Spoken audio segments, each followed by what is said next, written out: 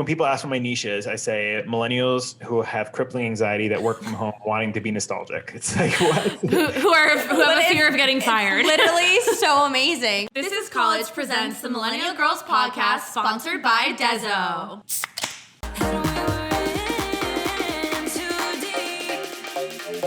Welcome back to another episode of the Millennial Girls Podcast, guys. I'm Racquel and I'm Natasha. And if you guys don't know who we are, we're fun, we're special, we're millennials who talk about a lot of issues that we have because we're not, we're struggling too. It's fine. Yeah, always. Which is why we're having today's guest on. But before we introduce him, obviously you guys know what to do. Leave a 5-star review in the Apple Podcast. I always want to say app, but it's really not an app. So Apple Podcasts, leave that 5-star review. It really does help us, I promise. So let's intro our... I'm so excited to have our guest on today. Yeah, seriously. And I will say, too, that my friends were freaking out. Really? When I told them he was going to be on. That's so funny. Yeah. So literally, Racquel and I, obviously, we've been doing our little TikTok videos, doing little dances and stuff. Check them out.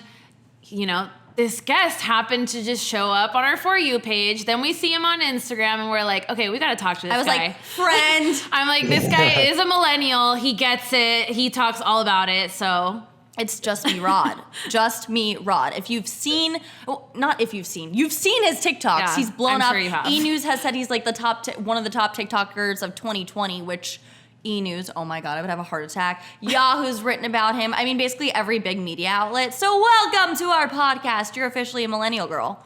Yes, awesome. Glad to be part. I'm like that. We have to do a great intro for him because it has to happen. Yeah, because he gets it. Yeah. He gets it. So let's just jump into it. Sure. TikTok, man. Did you think you were gonna blow up when you started doing these videos? Jeez, no. So I started doing it I loved Vine. Can I just say that? Okay. So I was like, okay, and then I got on TikTok for a little bit. I'm like, this is not Vine. So I got off. And then I wasn't expecting to be a creator. I was expecting to watch the people that I liked on Vine, Man and Matthews and Ariel and Matt Kutchell and the people I liked there. And then in March, I made one that was literally the most simple thing I've ever made, and it blew up. Yes. That was hilarious. All right, no one's liking it yet. Okay. If that wasn't funny, it'll be okay. You are a comedic genius. Okay, people are liking it. And I was like, oh, okay, that's cool. And then I kind of stopped, didn't try again. Got a solid following from there, but then in October, really started honing in on millennial anxiety. Which I thought I was the only one who dealt with these types of anxieties I was talking about. No, not at all. Not at all. Come to find out now, nearly 500,000 other people have a fear of getting fired. So that literally is the best. Fear of getting fired.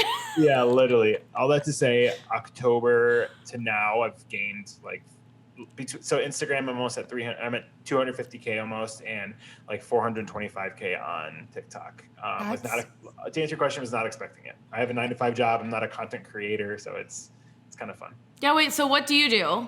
I'm in sales, tech sales. Okay. Oh, okay. So I was gonna ask: Yeah. do your coworkers?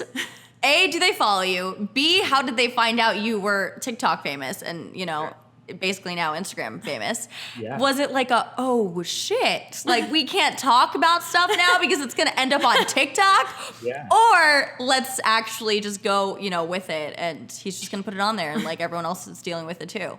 Yeah, absolutely. So I think it's my boss and I have a pretty good relationship, and he's like, well, you're working, right? I'm like, yeah. So he's like, I'm fine with it. We don't really talk about anything I don't talk about anything too crazy, or I don't mention my company name or anything right. like that. We're on a good page there. And he's even said, I relate to this. I think the same things you do. Oh, wow. Okay. Wait, is your boss a millennial? Yeah. Okay. Well, I'm the oldest person in my office too. So when I make the TikTok videos, relating to my Gen Z coworkers, it's real. I work with mostly Zillennials. Yeah. Oh, wow. That's so funny. So at least we know that you're not getting fired anytime soon. Yeah, hopefully not. You're hopefully not. Hopefully not. Next week, he's like, guys. I'm like, oh shit, we jinxed him. Oh my God. I gotta hope not. I really don't think No, but that's exciting. It's fun because were you on Vine? We've never talked about that. I was on Vine, but I didn't like make Vines. I honestly just followed all of the musicians on Vine. So like that's how I found Shawn Mendes. Oh, Shawn Mendes, wow. he got discovered on Vine, yeah. Yeah, he got discovered on Vine. Yeah. Okay. And I was like, oh. And That's so Alessia funny. Cara got discovered on Vine, yeah. Oh, wow. Mm-hmm. Okay. Yeah. Oh, interesting. Yeah, no, I was on Vine for like a little bit, and we would just do either that and then like Dub Smash was the other one, which like I know it was kind of the same thing where you were just like doing the voiceover stuff and like acting out stuff. So I think I did like a couple of those just because they were fun, but it was like with no intention behind it. It was literally just to laugh with your friends. Yeah. But it's crazy how like, I guess TikTok in one sense, I mean, obviously it was for music discovery first, but on top of that, like when stuff started kind of popping off, like I remember seeing, you know, like Charlie and, oh my gosh, I'm blanking on the other name. Addison on like one of the NBA games or something. Like it was like, oh my gosh, the All-Star game. Jesus, I'm like, what is the word? They showed up there and they were doing, there were 3 of them. The one who did the Renegade. It was a drama. There was drama behind that. Okay. Oh, of course, you know all the tea. You know all the tea. There was this girl, this smaller creator who made the Renegade. Yeah, Right, exactly. right. Dance, and then Charlie just did it. Charlie credited her on her first video, which Charlie does a pretty good job of crediting people. I don't follow, to be honest, I feel bad. I don't follow any of those hype house or those like younger creators. Just like I'm 30, that feels kind of weird. Like, but I just know, I saw an article on it, so I read it. But basically, then Charlie blew the dance up, so then she kept doing it, and then she stopped tagging the creator, Jalaiah Harmon. Yeah, Jalaiah Harmon. Yes, so it was Jalaiah. You go, girl. Yes, it was Jalaiah, Addison, and Charlie that were on the All-Star game or whatever. They came on, and I was like, "Who are these girls that are doing this choreography?" Like, of course, I was already Dancer. I'm like judging, jealous, whatever, because I was like, dancers? Yeah, we're dancers. Oh, yeah, perfect. Well, former. I'm like former. Okay. Retired. And so I was like, what the heck? Like that would have been a dream come true for us, you know, like if we would have had the platform back in the day, know, pop off in that time, because now it's just like super rusty. Like, I mean, trust me, we've tried the dances. I've done a couple like solo and it's kind of embarrassing, but you have fun, whatever, right? And then excuse me, our K-pop one ours together. Yes. I'm talking about my solo. Oh, I was like, hello. My solo one, I felt kind of embarrassed after, but I was like, yeah, maybe not. But afterwards, you know, I think you realize that you can create content. Obviously, that doesn't have to be just that, like in your case. Are you still with us? Okay, I can hear you. Okay, I don't know what happened. I just literally said, we're restarting your computer, and then turned everything off. So I was like, okay. Millennial anxiety. That literally gave me millennial anxiety, and I don't know why.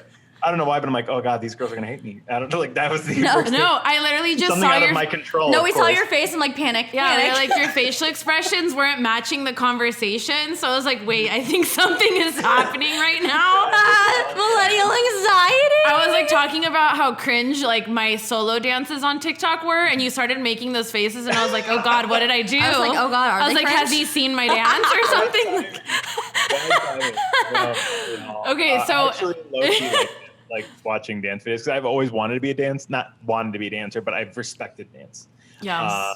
Like hip hop and stuff like that. I tried to take a class once. I'm 6'5" and lanky. Oh my gosh. And lanky.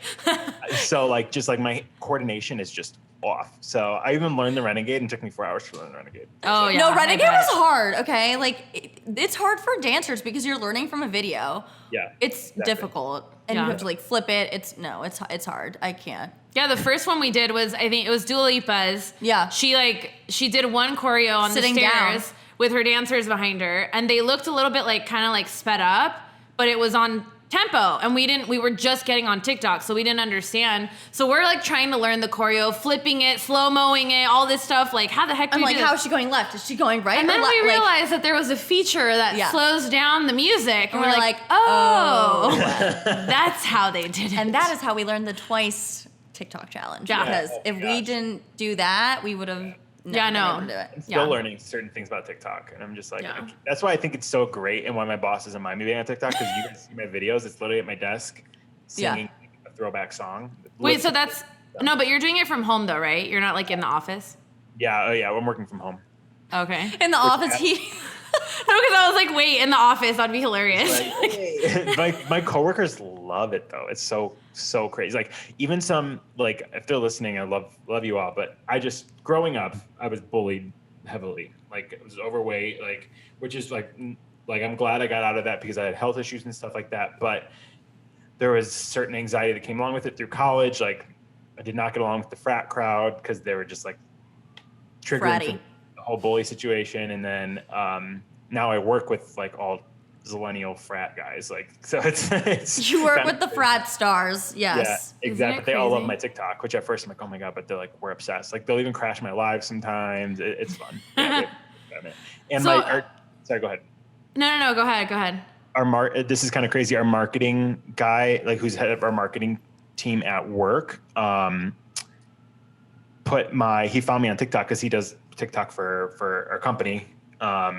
And he posted one of my TikToks on our company-wide meeting. Like he had a slide about marketing updates and he's like, yeah, we're getting into TikTok, and then posted one of my TikToks. And so my whole company then found out. And you were like, wait, that's how we know. Yeah, wait, did you feel like awkward as hell? Or were you like, oh, I love this? I felt so awkward. I'm like,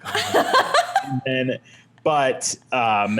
I'm actually now on like a committee at work where they're just trying to figure out what TikTok is. So I'm helping them. So I'm that's good. That's an excuse too. So I'm like, hey, like I'm helping TikTok. So I'm going to helping the research and the analytics. Exactly. Oh. Questions like, how do I connect Bluetooth? Did we say Alexa? Alexa off. I hate that. Thank you. I don't think we said her name though. She's just listening in on our comments. What was she answering? I don't know. Oh, she started giving us today. She gives the same energy as Furby. Remember Furby? Yeah. Oh, yes. Totally. Oh my God, Furbies were so scary. Totally. Yeah, they just turn on. That's my. Wait, that's how we got our millennial anxiety from the Furbies. It's all their how fault. it happened. Tamagotchis. This meme account. I know he's died. Called I Am 30AF. They're like one of my favorite accounts on Instagram. They sent me their nostalgia box, and then it was a Tamagotchi. I'm like, I haven't played Tamagotchi in so long. You have to interact with it every 5 minutes. I love that. Yes. Or else dies. They're like the neediest child on earth. Yeah, exactly. I just really don't have time. Wait, I want one of those boxes. That sounds fun. Yeah, nostalgia box. I Am 30AF on Instagram. They're great. Oh my God, cool. but like, does it come with a Furby? Because that's terrifying. No, there was no Furby.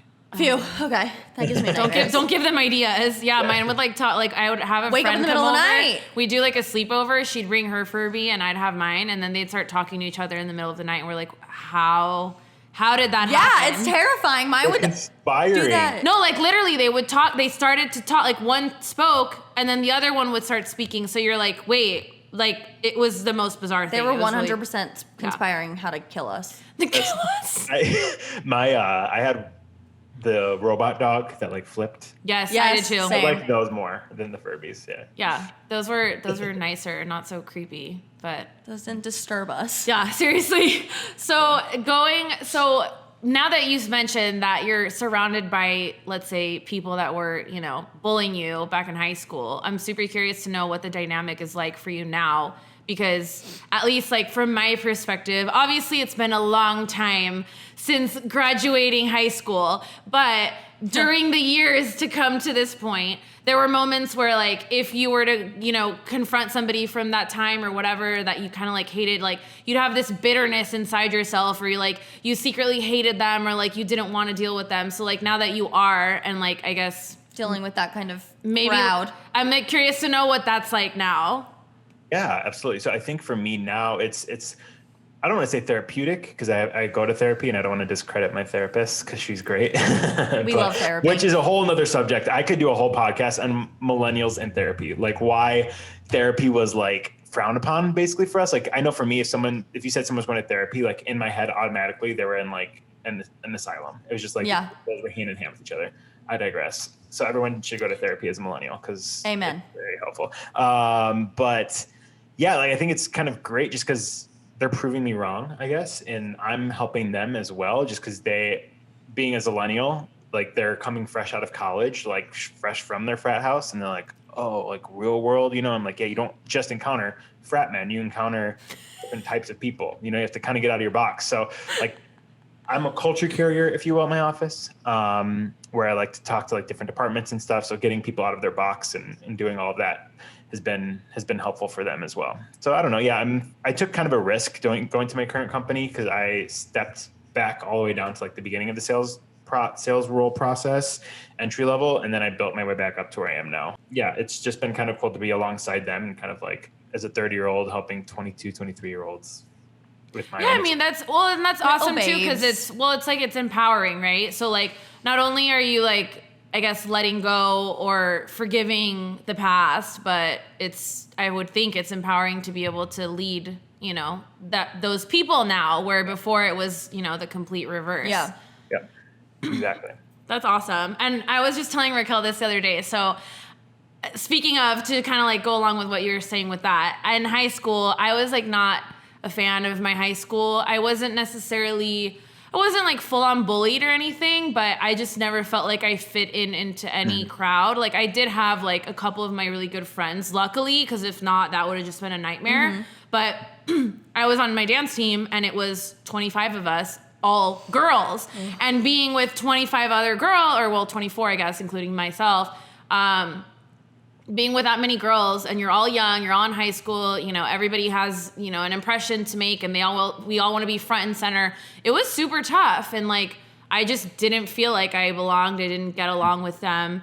And one of those girls ended up liking one of my Facebook posts the other day, that like I completely forgot. Like I still have like people from high school on there, because when I got on Facebook, that's in high school, literally when I was a freshman in high school. So, you know, you were adding friends left and right, thinking you could become friends with people in school, and then then when you show up to school, it wasn't that way. So yeah, it was a really like bizarre feeling to see that name like my post. Yeah, I still have all those people on Facebook, but honestly, I've been going through and deleting people, because I'm just like, why do I need to see your stuff? Like, I don't care. Yeah. I don't care whatever, you know, about seeing that you're married or engaged, and like, I just like have no, I don't care. Yeah, especially like, around I just don't care. election time, I'm like, I got off. I'm like, this. Oh yeah, election time, there was lots of deleting. Yeah, yeah, Facebook came around my senior year, was when you had to have a college email address to get on Facebook. So everyone made up college email addresses to get on Facebook, because that was up to then was MySpace, right? So throughout high school, this is, I guess, another part of like the cyberbullying was like the top 8s and like dealing with all that stuff, where it's like, okay, like this is toxic, you know? It totally. Yeah, which is why TikTok's kind of cool, because it lets anyone be who they want to be, you know, and you've put into these niches. I am seeing a little more like bullying amongst the younger kids, like where they're like bullying adults and like overweight people and all this stuff. I'm like, okay, hopefully they get kind of a grasp on that, because that's, I don't know, they have such like a platform, and they did such a good job at the beginning. So hopefully they can do something to kind of help today's generation. There's always going to be people hiding behind the keyboard and being mean and whatever. And I mean, they just have to get a handle on it. These platforms need to get a handle on it, because otherwise it's just going to get really bad, and then it goes back to the anxiety and the toxic, and it's just a big circle. Yeah, exactly. What's kind of crazy, you talked about like someone from Facebook liking your stuff. One of my bullies reached out to me on Instagram after I went viral, and I'm like, are you looking for clout or whatever? But no, they asked me for weight loss tips. So if you haven't heard, we're super excited that we're sponsored by Dezo. It's an all-natural spiked superfruit water, and we have the watermelon flavor right in front of us right now. It's so good, you guys. If you haven't seen our live taste test, you gotta check it out on our Instagram. I was truly shook. Like, you could see it. She zoomed in on my face and everything, and it was like my mind was blown. It literally, like, it tastes so good. Like, we would not lie to you guys. Like, we're being completely honest, even though it's a sponsored product, but it has gluten-free vodka, it has natural ingredients, it makes you feel good. It's not like the other products that are out there that are, you know, spiked seltzers that you get a hangover the next day from all the sugar. Like, this actually tastes good, and it's good for you. So that's why we're super excited that we get to partner with them and obviously share them with you guys. Honestly, it's like cracking open a watermelon on the 4th of July and drinking the juice. That's what it tastes like, spiked with vodka, gluten-free, so your tummy's gonna feel good. You're not gonna have a hangover the next day, which turned 28 this month. I'm definitely prone to hangovers now, but not with Dezo. If you guys wanna find out more about Drink Dezo, click the link in the description and put that the Millennial Girls podcast referred you.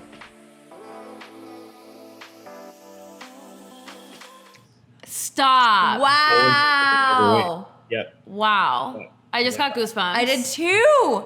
Oh shit, that's crazy. I was like, I'm always going to be like, even to my bullies in high school, I was nice just because I wanted to impress them still. Like I still had this need. I think that's why even in my current workplace, like if someone's intimidating, I have to like impress them.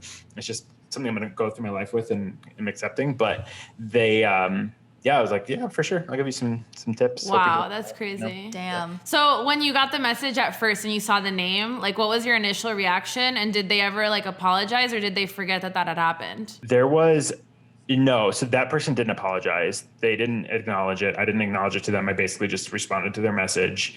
They said something, congrats on the success. I liked it. And that was it. But there was another girl who she wasn't a bully to me, but she hung out with the bully crowd.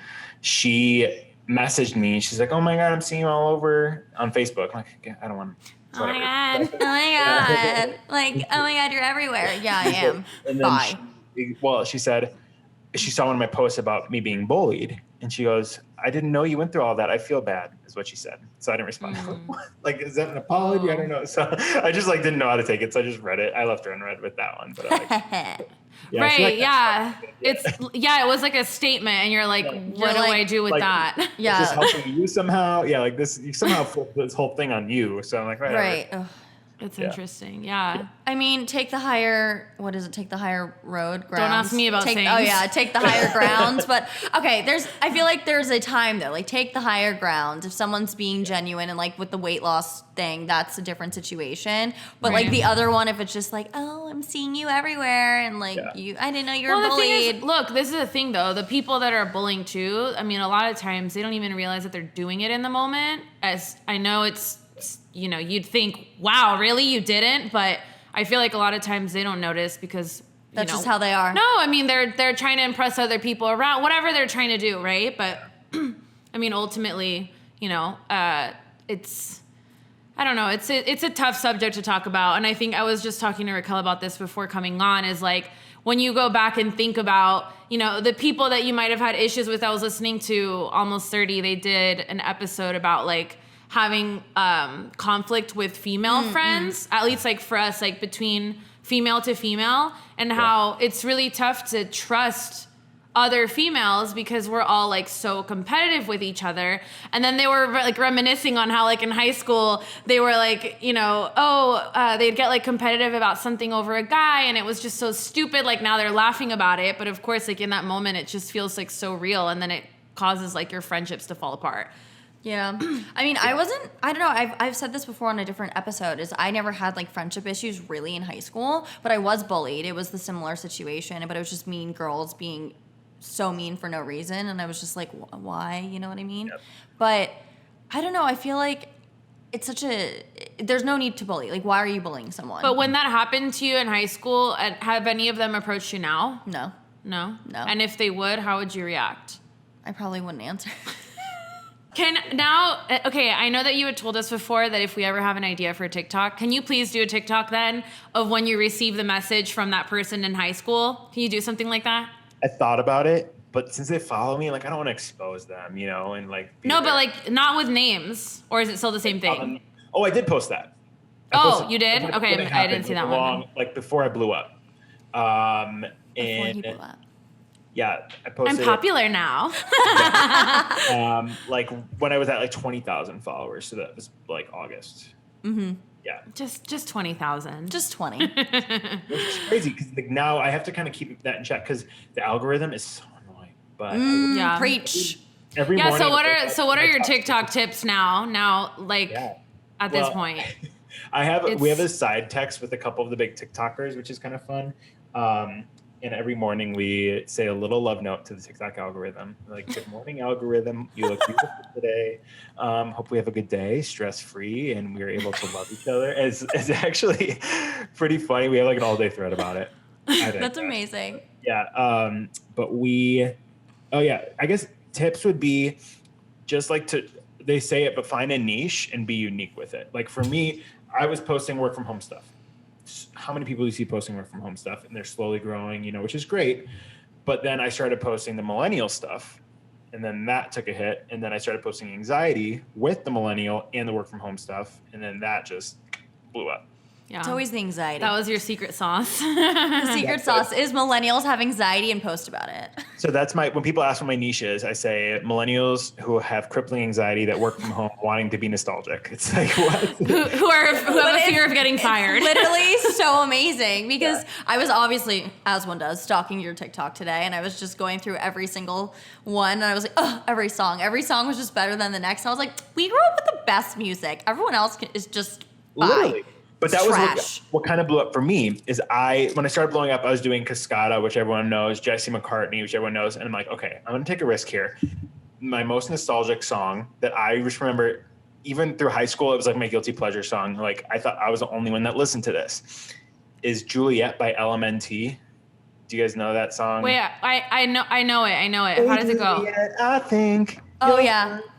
I thought I was the only one that knew that song. No. 100,000 people liked it. And it's like, memory unlocked. And I'm like, what? Memory unlocked. That's literally what I keep thinking is like, what memory am I going to unlock this week? It's kind of unfortunate because the algorithm is taking down like 5 of my most viral videos I had to take down because the sound is no longer available because the artist rejected it or took it down. Like even a Britney Spears one, which I used her artist like approved song on TikTok and she took it down, which sucks. But anyways, I think, so that's why I've been staying away a little bit from the music, but I still have fun with it. And that's what I have to keep reminding myself too, is like, it doesn't have to be constant growth. Some people say I'm a household name, which is so weird to me, but I don't know. It's like people are like, oh, you know Rod, right? And I'm like, my friend who on TikTok, Corporate Natalie, I don't know if you guys follow her. She's hysterical. If you work from home, you need to follow her. I haven't seen hers yet. 100,000 followers on TikTok, and she's growing on Instagram too. Basically, we post the same type of content. But she's in Hawaii right now, and she's talking to someone at the pool, and she's like, hey, talking to someone in Hawaii who is obsessed with your content. And that was when it was real for me. I'm like, no, literally. Halfway across the world talking to some random girl at the pool, and she says that she's obsessed with, like, what? Like, you're like, I don't know. Is this real? Like, is this real? Literally, but yeah. Isn't it such a fulfilling feeling that you were like wanting, I guess, that, validation in high school, and now you have it without really trying almost? I mean, I know obviously there's a lot of thought that goes into every piece, but just the way that it popped off to begin with, there wasn't like some huge intention behind it, I don't think. Yep, there wasn't. I literally posted one about Cascada, and it was millennials millennials working from home to avoid crying at the corporate job. Cascada, that was it. And it 300,000 likes later. Like, I haven't hit the 1 million mark. I'm not going like viral from like smaller creators or just random people on TikTok who don't create. My stuff looks viral, but there are people who blow up millions of likes, which I haven't gotten there, but I don't think I will because again, with this niche, I've put myself in such a hole, but that's what I'm trying to focus on because it kind of messes with your head. I think with the anxiety that I had growing up and the need to impress people and looking for validation from others, I compare myself a lot. So I see people doing that and I'm like, oh, I'm never going to do that. Shoot, I should just give up. But it's like, no, like there's still 400,000 people who look forward to content. That's what I'm trying in mind is like, you don't have to be a million, have a million followers. You don't have to be verified. Like that was a big deal for me. I'm like, I just need to get verified. And someone was like, why? Literally, why do you feel the need to get verified? It doesn't mean anything. People still know who you are. And like, okay, like these little things are keeping me in check because at the end of the day, I'm just helping people relate to something that they thought they were alone in. Do you have a goal with it now that you've popped off? I would love to pivot to, I'm starting to do some writing. Would love to write a TV show, which would be great. A pilot, which basically would just be about my life. But basically everyone relates to it. So, about a 30-year-old guy working in the Gen Z work environment who, has anxiety, which no one talks about. That would be funny. I'm not a quote. My vibe is like New Girl meets Search Party, if that makes sense, meets Broad City. Like those 3 shows like combined with like the humor, the like relationship type of Broad City, like 2 best friends, but then like New Girl, like cleanliness or whatever. Because at the end of the day, I've retained kind of like a wholesome account and I want to keep going with that. Just because my mom follows me, My mom. Just because my mom. Yeah, but along with that too, I just wanted to like make it relatable, just make it. And at the end of the day, if it goes on YouTube, like I don't care. I don't care like how big it is or how small it is. It's an outlet for me, and hopefully people will be able to relate to it somehow. Oh yeah, YouTube too. That's true. I've thought about that as well. I've had some concepts to create a total show on YouTube as well, but have yet to do that. We're working on the podcast right now, one step at a time. Let's get some money first before we start to do the other, because we got furloughed last year, so we're not even. We got let go. Now at that point, I mean, it's let go. I like using the word furloughed, but I mean that No, it was let go. It was furloughed, but then it turned into gone forever, fired. I guess I don't know, whatever you want to call it. They never called us back. Let go. My email was disconnected. That's how I knew. Yeah. Oh, But what job were you guys in? We were in radio. Oh, okay. So you guys work together? Which is booming right now. Yes, we work together. that's how we met. Yeah. So. It's cool. It's cool. Yeah, my coworker. I'm bringing my coworker in to help me write this TV show. So it's kind of cool to have like friends. Yeah, and it's so funny because whenever we go on other podcasts as guests, everyone's like, "So how's it working with another female?" I'm like, it's fine. Obviously, we're doing this together. 9 months later, like we're good to go. Are we working with another female? People ask that. No, people are like so shocked that we are working together, like as like business partners. Yeah, but I'm like, we're not the only like 2-girl business partners. But again, it goes back to like that whole concept from like high school or whatever of like Mean Girls, I guess, or like there's just so much competition between female guys to are female. just as mean to each other. Right. Yeah. I do not understand it. One of my favorite podcasts, which is one of the biggest podcasts in America, I'd say, is My Favorite Murder. I don't know if you guys know that podcast, but my sister listens to it. Of course. Oh my! If you guys like true crime, you need to listen. Yeah, my to sister. That's my sister to a T. Yeah. It's 2 female comedians, and they talk openly about like, we have to go to therapy because obviously it's a relationship, and there are things that we get annoyed with each other with, but they go to therapy together, and they've been doing this for 3 years, and they hang out. If you think about it, like they hang out weekly, like you guys, and they like go on trips together and they do all this stuff. So it's kind of cool to see that. And they talk about it too. Like they've gotten the same question. That's why I was shocked. I'm like, why do people get this question so much? Yeah, I know. It's because everyone thinks girls are crazy and like bitchy, and I think that's really why. And it's like, okay, but guys we are humans and we have to, interact with other people. I don't know. It's just a stigma, but we're breaking it. So that's cool. So besides therapy, I think the last thing that I want to ask, just to touch a little bit more on anxiety, is what are some of the tools that have helped you with your anxiety? So this has been a lifelong thing, and this is why it's so crazy to me that this is how I blew up. But music and nostalgia. I watched this movie with, I forgot her name. She's in that Good Morning show with Jennifer Aniston or whatever. So she's this girl that she is really anxious. And the therapist says nostalgia helps with anxiety. So think about when you were happiest in your childhood, what you were doing, what you were eating, what you were drinking. So she started drinking cherry Coke. She started like eating lollipops or these things that reminded her childhood, and that kind of helped her process. So all that to say, like throughout high school when I was bullied, when I got my first iPod, like right when the iPod came out, I saved up all my money. I'm like, I just want to disconnect. Me too. I saved my money and I got mine too. Yeah, exactly. And I've always had it. I always had an iPod.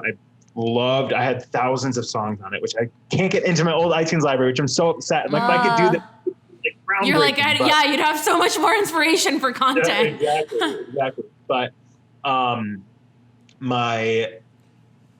then when I was being bullied and getting anxious, and I don't know, I would turn on my music, and these songs that I'm playing now, I was more of like Death Cab for Cutie, The Fray, bands like that. But yes. Along with that, we all have our guilty pleasures. I listen to Akon, I listen to Nelly, and all this stuff. And so I think these songs that I'm playing now were the songs that I kind of used as an escape. So all that to say, like music, nostalgia. Yeah. Yes. Music's it. If it is food, you know what? Sometimes if I have a bad day, I crave hamburger helper because that's what I made. My mom, I grew up in my parents did a great job raising me, but we grew up in like we had 5 of us, my brother, my sister, and myself, and we lived in a 2-bedroom apartment until I was in kindergarten. So we just didn't have a ton of money or whatever. So like hamburger helper, spaghetti and butter, like what I grew up on. But sometimes when I have a bad day, that's what I want to go to. Just like that reminds me of my childhood. Yeah, it's true. I think nurturing, we've said that too before. Not the music. We haven't touched on the music thing, which I like that you said that with the nostalgia. But kind of like nurturing your inner child again. That's something that, you know, you don't even realize sometimes that you do it, but like, even when you just listen to that throwback song, or when you have, you know, that meal that you had when you were a kid, you That's just what like I did this morning. feel yummy ready. inside. I just realized that I had a bit of a day yesterday with anxiety and Yeah, a panic both of us attack. did. I had a panic attack. I haven't had one in a while, and I was not okay. And getting ready this morning, I knew I had to come down here and be, you know, perky and on. And I listened to old throwback songs, and it made me so happy. It was so great. And I was like, and even like old dance songs came on, and it was so great. I make playlists for my followers, and which is really annoying because people are reporting them because people are making their own playlists of mine, and then they're reporting mine. So then, yeah, I know. Like my one that I'm dumping all of my TikTok songs onto, someone copied it exactly. They're going on my TikTok comments and saying, "Hey, go follow mine instead." I'm like, oh my God. I hate people. Ew. Bad karma. I know. Bad karma. It's fine. Yeah. Exactly. But all that to say, I make playlists for my followers. So that's going to be my next one. It's going to just be like something happy, you know, or just like had a bad day, something happy. Because I remember I used to, when I had a bad day, would listen to sad songs to make me sadder. We're now Right. Yeah, exactly. Well, yeah, before getting onto this with you, we started listening to Lady Gaga, The Star Is Born. Soundtrack. And then the next, it was like, what was the first one we put on? It was the French one, and then it was the ending scene where he is dying. Yeah, we put Livy and Rose first, so that was like jolly, and then it turned into the most depressing song of the soundtrack. I was like, let's go! Yeah, we were like, this is how we're gonna introduce Roderick. We're gonna be singing and crying, and then he's gonna come on to the episode, and Perfect. It's totally on brand. Yeah, and then it was like He's like, perfect. And then it was a Shawn Mendes song. I was like, yes, like this That's is why, it. like last night when I had a bad day, my first thought was, I'm going to watch Steel Magnolias. I'm like, why am I going to do this to myself? Magnolias? Literally, you are guaranteed to cry. No, literally, like the other day, I was not having the greatest day, but I had a bunch of laughs with my friends. I drove home. It was really late. I had some drinks. I just sat in my car and I listened to 2 of Linkin Park's albums, both albums. Sang my lungs out, think my throat, like my voice was not the same the next day. Then that just turned. Then I listened to IO and all the suicidal singers, and that was. Oh God. Yeah. That was me with Taylor Swift in my car last night. It's probably down, I think Taylor Swift is maybe a better version than my Linkin Park binge. Yell singing. Oh yeah. There. And people were loving it. And of course, I got one hate comment that was like, "Can you please not?" And of course, I'd be like, "Can you please not?" I had to respond to it. That's been my favorite part, though. Is like I brush it off a lot easier now than I did before. So that's been my favorite part, is just responding to hate. Just Oh yeah. That's good. Yeah. The best is when someone leaves a hate comment with a typo, and then you just correct the typo. There's nothing more rewarding in life. Like someone said you say millennial too much, and they misspelled millennial, so I corrected it. Yeah. Oh yes. 2 L's, 2 N's. If we're ever gonna do, you guys know, I'm sure. Yeah, I was like, if we're ever gonna do a collab TikTok, it needs to be about how to spell millennial. Yes. Because even when we first started the podcast, I misspelled it, and I was like, oh, Racquel, we can get the Instagram username. It's available. And then I did it again, and I was like, wait, it's not available because we misspelled it. It was not available. Tell me about it. Yeah, like Rod is not available anywhere. I'm like, it'd be awesome if Rod was just like my handle. At Rod. At Rod. We love it. But of course, plug yourself. Yes, Let us please. know where we can find you everywhere, your podcast, everything. Yeah, justme.rod on Instagram and TikTok, which basically it's the same thing. It's just millennials don't like TikTok, but they like watching them, so they watch them on Instagram.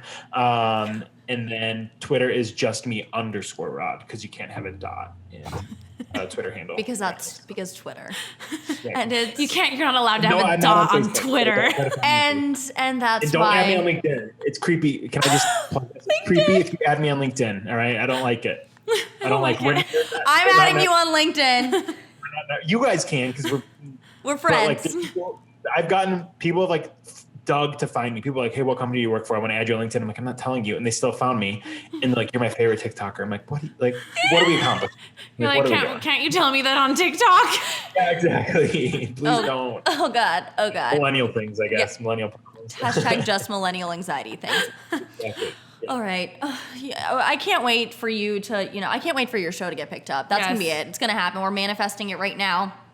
Thank you. Yeah, so much for being on our podcast. I know it's been a long time coming. We DM all the time, and it's so much fun. And all my friends love you, so this episode's gonna be great.